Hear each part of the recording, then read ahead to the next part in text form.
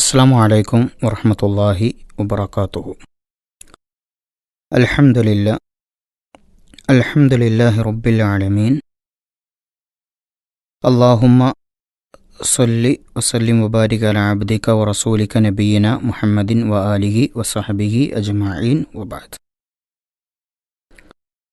സ്നേഹമുള്ള സഹോദരങ്ങളെ, റസൂലുള്ളാഹി സ്വല്ലല്ലാഹു അലൈഹി വസല്ലം മഹാനായ അബൂ ഹുറൈറ റളിയല്ലാഹു അൻഹുവിനോട് അദ്ദേഹത്തിൻ്റെ കൈകൾ പിടിച്ച് നൽകുന്ന ചില ഉപദേശങ്ങളുണ്ട്.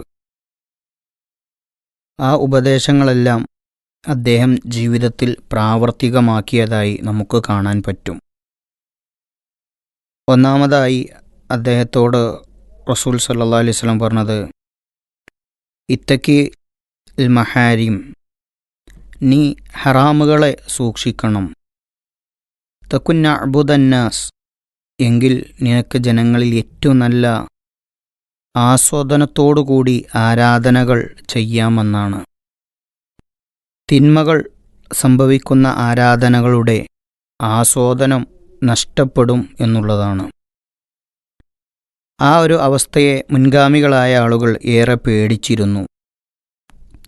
മഹാനായ റസൂൽ സല്ലല്ലാഹു അലൈഹി വസല്ലം സഹാബിയായ യുവാവായ ഒരു മനുഷ്യൻ മരിക്കാനിരിക്കുമ്പോൾ അദ്ദേഹത്തിൻ്റെ അടുക്കലേക്ക് ചെന്നിട്ട് ചോദിക്കുന്നുണ്ട്, കൈഫ തജിദുക, എന്താണ് ഇപ്പോൾ നിങ്ങളുടെ അവസ്ഥ എന്ന്.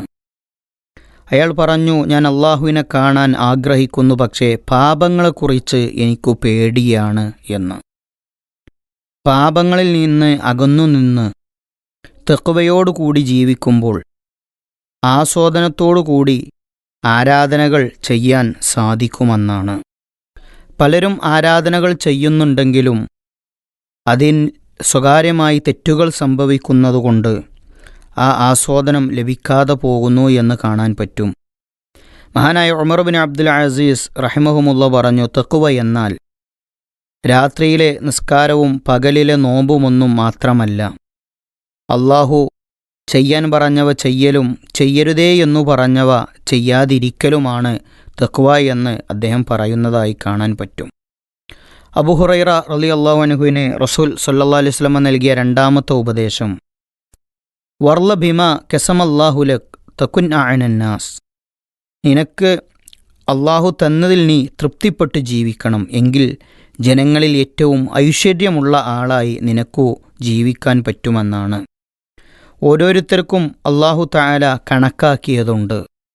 ആ കണക്കാക്കിയത് മാത്രമേ അയാൾക്ക് ലഭിക്കുകയുള്ളൂ എന്ന ബോധ്യം അയാൾക്കുണ്ടാവുകയാണ് വേണ്ടത്. അതുകൊണ്ടാണ് റസൂൽ സല്ലല്ലാഹു അലൈഹി വസല്ലം ഇങ്ങനെ പറഞ്ഞത്, ഒരുപാട് സമ്പത്തുണ്ടാവുക എന്നതല്ല ഐശ്വര്യത്തിൻ്റെ അടയാളം, പകരം മനസ്സിൻ്റെ സമാധാനമാണ് ഐശ്വര്യത്തിൻ്റെ അടയാളമെന്ന്. മൂന്നാമതായി അദ്ദേഹത്തിന് നബി സല്ലല്ലാഹു അലൈഹി വസല്ലം കൊടുക്കുന്ന ഉപദേശം, വഅഹ്സിൻ ഇലാ ജാരിക് തകുൻ മുഅ്മിന, നിൻ്റെ അയൽവാസിയോട് നീ നന്നായി പെരുമാറണം, എങ്കിൽ നിനക്ക് മുഅ്മിനാകാമെന്നാണ്. 3 തരം അയൽവാസികളെക്കുറിച്ച് പണ്ഡിതന്മാർ പറയുന്നുണ്ട്. ഒന്ന് ജാറുൻ ഖരീബുൻ മുസ്ലിം, മുസ്ലിമായ തൊട്ടടുത്തുള്ള അയൽവാസിയാണ്. അയാളോട് അയൽവാസിയുടെയും അടുത്തുള്ള ബന്ധു എന്ന നിലക്കും മുസ്ലിം എന്ന നിലക്കും ഉള്ള ബാധ്യതകളുണ്ട്. രണ്ടാമത്തെ തരക്കാർ മുസ്ലിമാണ്, അയാൾ അപരിചിതനാണ്, അത്ര ബന്ധമുള്ള ആളല്ല, അയൽവാസിയാണ്. അയാളോട് അയൽവാസിയുടെയും ഇസ്ലാമിൻ്റെയും ഹക്കുണ്ട് എന്നാണ്. മുസ്ലിമല്ലാത്ത നിഷേധിയായ ഒരാൾ അയാളോട് ഇസ്ലാമിൻ്റെയും അയൽവാസി ബന്ധത്തിൻ്റെയും ഒന്നും ബന്ധങ്ങളില്ലെങ്കിലും ശരി, അയാളുടെ വിഷയത്തിൽ അയൽവാസി എന്ന ഹക്കുണ്ട് എന്ന് കാണാൻ നമുക്ക് സാധിക്കും. അതുകൊണ്ട് അയൽവാസികളോട് മാന്യമായി പെരുമാറുക എന്നതാണ്. നാലാമതായി നബി സല്ലല്ലാഹു അലൈഹി വസല്ലം അദ്ദേഹത്തോട് പറഞ്ഞു, നീ ജനങ്ങളോട് വഅഹിബ്ബ ലിന്നാസി മാ തുഹിബ്ബു ലിനഫ്സിക തകുൻ മുസ്ലിമ, നിനക്കുള്ളതെല്ലാം ജനങ്ങൾക്കുമുണ്ടാകണം എന്ന് നീ ആഗ്രഹിച്ചാൽ നിനക്ക് മുസ്ലിമായി മാറാമെന്നാണ്. അസൂയയില്ലാത്ത, മറ്റുള്ളവർക്ക് നന്മയുണ്ടാകണേ എന്നുള്ള മനസ്സാണ്. അഞ്ചാമതായി പറഞ്ഞു, വലാ തുക്സിറൽ ദഹിക് ഫഇന്ന കസ്റത്തൽ ളഹ്കി തുമീത്തുൽ ഖൽബി, നീ അമിതമായി ചിരിക്കരുത്, ചിരി അധികമാകുക എന്നത് ഹൃദയത്തെ മരിപ്പിക്കാൻ കാരണമാകുമെന്ന്. ഈ 5 ഉപദേശങ്ങളും അദ്ദേഹം ജീവിതത്തിൽ പ്രാവർത്തികമാക്കി എന്ന് കാണാൻ പറ്റും. നമുക്കും അവ പ്രാവർത്തികമാക്കാം. അല്ലാഹു തആല അനുഗ്രഹിക്കുമാറാവട്ടെ. വിസ്ഡം ഇസ്ലാമിക് ഓർഗനൈസേഷൻ അവതരിപ്പിക്കുന്ന നേർവഴി എല്ലാ ദിവസവും ഏതാനും മിനിറ്റുകൾ സാമൂഹിക, വൈയക്തിക, കുടുംബരംഗങ്ങളെ വിശകലന വിധേയമാക്കുന്നു. അറിയുക, അറിയിക്കുക. നേർവഴി. Peace Radio. Tune to reality.